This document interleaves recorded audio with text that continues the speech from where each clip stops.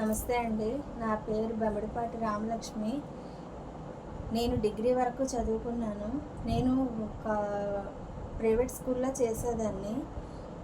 నేను కరోనా ముందు వరకు చేసి కరోనా స్టార్ట్ అయిన తర్వాత కొన్ని ఇబ్బందుల వల్ల మానేసేయవలసి వచ్చింది. మా వారి పేరు బెమ్మడిపాటి శివరామకృష్ణ. అతను సాక్షిలో చేసేవారు, ప్రొటెక్షన్ క్లర్క్గా చేసేవారు. అతనికి అనివార్య కారణాల వల్ల కరోనా ముందుని మానేవలసి వచ్చింది అక్కడ. ఇప్పుడు పౌరోహిత్యం చేసుకుంటున్నారు. మా బాబు డిగ్రీ హానర్స్ బీసీఏ చేస్తున్నాడు యూనిటీ డిగ్రీ కాలేజీలోని. అనివార్య కారణాల వల్ల ఫస్ట్ ఇయర్ ఫీజు కట్టవలసి వచ్చింది, కానీ సెకండ్ ఇయర్లోని ఇప్పటివరకు ఏమీ కట్టలేదు. దయచేసి మీకు ఏమైనా అవకాశం ఉంటే మా పిల్లలు చదువుకోవడానికి ఏమైనా హెల్ప్ చేస్తారని మేము ఆశిస్తున్నాము.